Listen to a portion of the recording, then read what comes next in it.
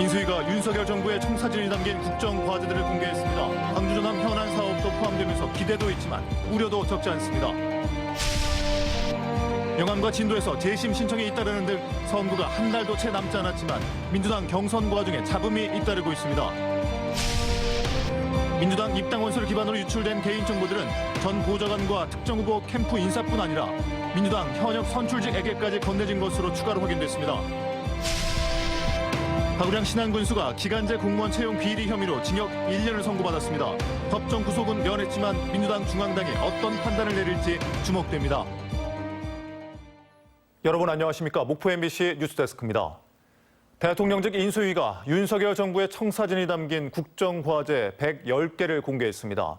새 정부의 국정과제는 광주 전남의 발전과 미래 먹거리를 확보하는 밑그림이 되는 만큼 세부 내용에 큰 관심을 끌고 있는데요. 기대 속 우려도 적지 않습니다. 송정근 기자입니다.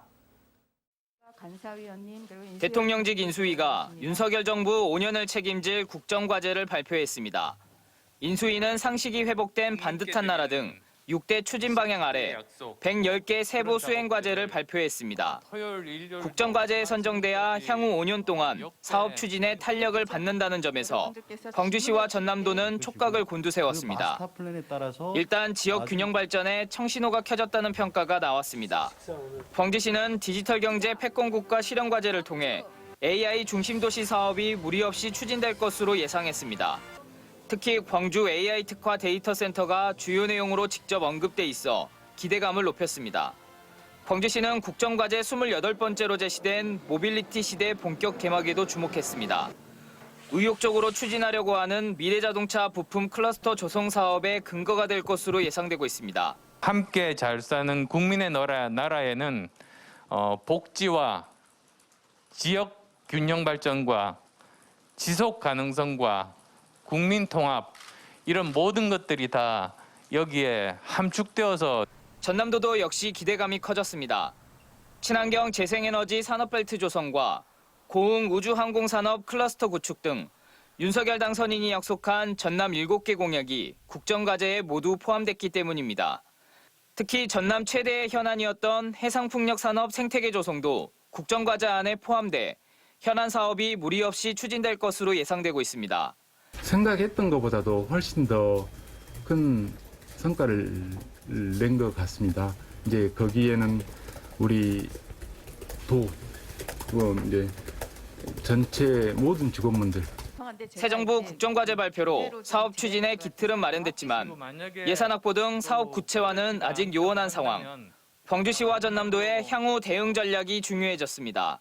MBC 뉴스 송정근입니다. 선거가 한 달도 채 남지 않았는데 민주당 경선 과정에 잡음이 잇따르고 있습니다. 영암과 진도군수 선거와 관련해 일부 후보들이 경선 과정에 문제점을 제기하며 민주당 중앙당에 재심을 잇따라 신청했습니다. 김진선 기자입니다. 민주당 영암군수 후보 경선에서 우승희 예비후보가 1위를 차지했습니다. 하지만 전동평 예비후보는 우승희 후보 측이 공직선거법을 위반했다며 중앙당에 재심을 신청했습니다. 우 후보가 권리당원들에게 권리당원이 아니라고 응답해 일반 군민으로도 표를 행사하라는 이른바 이중투표를 지시했다는 겁니다.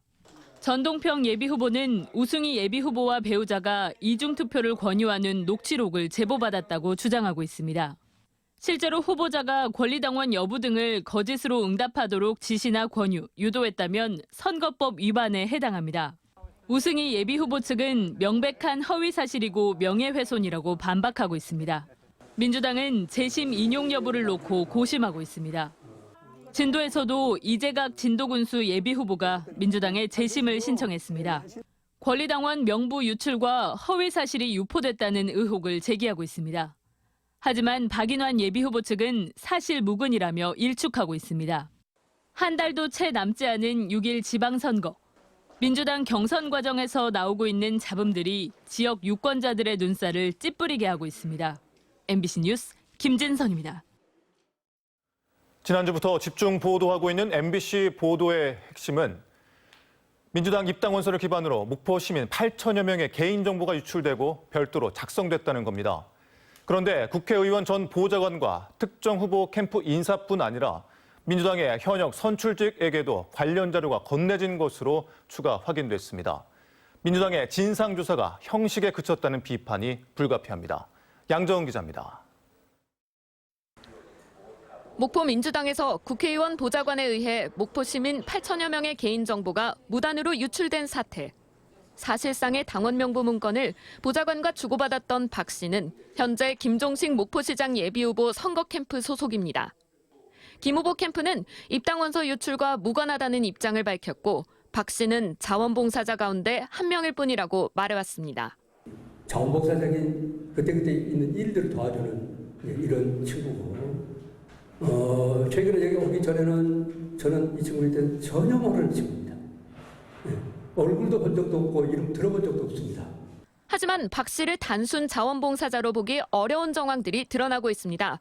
박 씨는 김종식 시장 배우자 등이 연루된 선거법 위반 사건과 관련해 지난 1월 김 시장 측의 맞고발 그리고 수사 촉구 현장에도 등장했었습니다. 또 지난 3월 25일 박 씨는 김종식 캠프로 향한다는 말을 하며 한 단체의 회장직을 내려놓았습니다. 당시는 아직 김 후보 선거사무소가 차려지기 전이었지만 박 씨는 사무소 위치까지 안내했던 것으로 확인됐습니다. 앞서 김종식 후보 캠프 관계자는 박 씨가 후보자 비서실에서 일정 관리를 담당한다고 밝혔고 비서실, 이렇게 시장님 일정 같은 것도 거기서 다 알아서 해요. 선거 캠프의 일정 관리 담당은 핵심 업무로 흔히 자원봉사자에게 맡기는 업무가 아니라는 것이 지배적인 의견입니다. 순수한 일면식 없는 자원봉사자로 일정 관리를 맡기기는 어렵습니다. 한편 목포 시민들의 개인정보가 추가로 유출된 정황이 드러났습니다. 지난해 11월 28일 김원희 국회의원의 보좌관 유 씨가 현역 목포시의회 박모 의원과 텔레그램에서 나눈 대화입니다. 앞서 박 씨에게 건네받았던 파일을 유 보좌관은 내용 원문 그대로 박 의원에게 전달했습니다. 저는 잘 기억이 안 납니다, 지금. 그게 어떤 파일인지도 잘 모르겠고.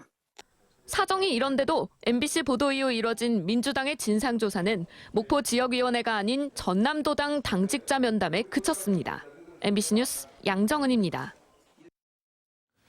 이런 가운데 민주당 목포시장 경선이 100% 안심번호 선거인단 전화 투표로 오는 7일 오전 9시부터 밤 9시까지 진행됩니다. 민주당은 모두 2만 1,000명의 선거인단에게 전화를 돌려 목포시장 후보 선거를 진행한 뒤 5월 8일 오전 11시에 결과를 발표할 예정입니다. 한편 민주당의 목포시장 경선 방식을 결정한 배경에 대한 설명을 하지 않는다는 MBC의 보도와 관련해 민주당 비대위 신현영 대변인은 권리당원 명부에 대한 논란으로 100% 국민 안심 투표가 더 나은 대안으로 논의됐다고 밝혔습니다. 기간제 공무원 채용 과정에서 면접위원 등에게 압력을 행사한 혐의 등으로 불구속 기소된 박우량 신안군수에게 법원이 징역 1년을 선고했습니다. 광주지법 목포지원은 공정한 경쟁 기회를 박탈하고 왜곡된 인식과 관행을 고착화시킬 수 있다는 점에서 비난 가능성이 높다면서도 금품 수수 정황이 없거나 신안군의 발전에 기여한 점 등을 감안했다고 양형 이유를 밝혔습니다. 방어권 보장을 위해 법정 구속은 면한 박우량 신안군수는 앞서 6일 지방선거 더불어민주당 공천자로 확정돼 출마를 앞두고 있는 만큼 민주당 비대위의 판단에 관심이 쏠리고 있습니다. 장서궁 전라남도 교육감 예비 후보는 기초, 기본 학력 책임 교육을 더욱 확대하고 개별 맞춤 교육으로 모든 학생의 학습력을 끌어올리겠다고 밝혔습니다. 장 예비 후보는 장기간 코로나19로 어려움을 겪은 학생들의 심리, 정서, 사회성 회복을 위해 기초 학력 전담 교사제를 대상별로 더욱 확대하고 초, 중 등 수업 협력 강사제를 도입해 개별 맞춤 지도를 강화한다는 계획입니다. 대통령직 인수위원회와 광주시가 광주 복합 쇼핑몰 공약 이행을 위한 정책 간담회를 가졌습니다. 인수위는 복합 쇼핑몰 유치에 강한 의지를 드러낸 반면 광주시는 신중한 입장을 보였습니다. 김영찬 기자입니다. 광주 복합 쇼핑몰 유치 공약 실현을 위해 지난달에 이어 두 번째로 광주를 찾은 대통령직 인수위원회. 인수위는 다시 한번 복합 쇼핑몰 유치에 강한 의지를 드러냈습니다. 윤석열 당선인의 공약이라면서 현재의 추진 상황과 관련 기업 요청 사항 등이 담긴 내용을 발표했습니다. 특히 이제는 찬반 논쟁을 떠나 공공투자와 함께 쇼핑몰 유치 방안을 모색해야 한다며 밀어붙이는 분위기입니다. 또 젊고 새로운 이 도시를 가꿔가지고 젊은 층이 이탈하지 않는 광주, 또 인구가 새로 또 유입되는 광주, 그리고 활력 있는 광주, 이거를 만드는 것도 매우 중요해요. 광주시 대전환위원회는 그린스마트 펀시티 과제 가운데 하나로 복합 쇼핑몰 건립을 검토해왔다며 소상공인과의 상생 방안이 먼저 마련돼야 한다는 신중한 입장을 나타냈습니다. 광주에서 소상공인 업체가 9,700여 곳, 종사자가 24만 명으로 전국에서 가장 높은 비율을 차지하고 있다는 점도 쇼핑몰 유치 계획에 반영돼야 한다는 것입니다. 광주시는 복합 쇼핑몰 유치가 시민 선택권을 확보하면서 소상공인도 경쟁력을 갖출 수 있는 방향으로 가야 한다며 인수위에 행정적, 재정적 지원과 함께 사회 기반 시설 마련 등 3가지를 요청했습니다. 대형 쇼핑몰에 들어와서 소상공인이 상생하는 방안들은 실질적으로 한계가 있습니다. 그런 차원에서 중앙정부 적극적인 지원이 이제 좀 돼야 된다는 걸 말씀드리면서요. 하지만 정의당과 시민단체 등은 이번 복합 쇼핑몰 정책 간담회를 두고 즉각 성명서를 내고 반발했습니다. 이번 간담회는 지방선거를 겨냥한 꼼수라며 쇼핑몰 유치는 광주 시민들이 판단해야 할 몫이라고 지적했습니다. 한편 광주시는 복합 쇼핑몰 유치 방안을 심도 있게 검토한 뒤 새롭게 출범하는 민선 8기 시정 과제로 넘기기로 했습니다. MBC 뉴스 김영창입니다. 어제 광주 전남 지역에서 3,987명의 코로나19 확진자가 나왔습니다. 광주에서는 요양원과 기존 확진자의 접촉 등 산발적 감염이 지속되면서 1,437명이 확진 판정을 받았고 전남은 순천 400여 명, 목포 200여 명 등 22개 시군에서 2,550명이 확진됐습니다. 한편 코로나19 누적 사망자는 광주 534명, 전남은 409명으로 늘었습니다. 5월 5일 어린이날을 맞아 전남 곳곳에서 풍성한 행사가 열립니다. 해남 공룡박물관에서는 공룡을 아시나요라는 주제로 특별기획 전시와 함께 마술쇼와 서커스 등이 열리고 무안군 생태갯벌과학관에서도 어린 감성돔 방류 등 다양한 어린이날 이벤트를 선보입니다. 롯데 아울렛 남학점과 무안소방서는 5월 5일 어린이날을 맞아 보물찾기 참여 이벤트를 개최하고 응급체험과 구급차 포토존 등도 운영할 예정입니다. 사회적 거리두기 해제에 따라 제42주년 5.18 민주화운동 기념행사가 이전보다 확대 진행됩니다. 광주시와 5.18 민중항쟁 기념행사위원회는 오는 17일 금남로 일대에서 진행하는 5.18 전야제 행사와 더불어 창작 뮤지컬 공연과 아사히 신문 미공개 기록물 전시 등 다양한 행사를 진행한다고 밝혔습니다. 국가보훈처가 주관하는 기념식은 18일 오전 10시에 유공자와 유족 등이 참석한 가운데 국립 5.18 민주묘지에서 진행됩니다. 목포지방해양수산청은 올해 1분기 항만 물동량은 553만 8천 톤으로 지난해 같은 기간과 비교했을 때 0.2% 감소했다고 밝혔습니다. 1분기 항만 물동량 가운데 연안 화물이 404만 톤, 수출입 화물은 149만 톤으로 전체 물동량의 각각 73%와 27%를 차지했습니다. 연안 화물 가운데 목포 제주 간 농산물과 생활물은 수송 수요 증가로 지난해 같은 기간 대비 3.8% 증가한 반면 조선용 기자재를 중심으로 한 철제 물동량은 27.7% 감소했습니다. 해남군은 화원 농공단지와 일반 산업단지가 영암 대불, 목포 삽진산단과 함께 대개조 지역으로 선정됨에 따라 개발 지원 사업을 본격화합니다.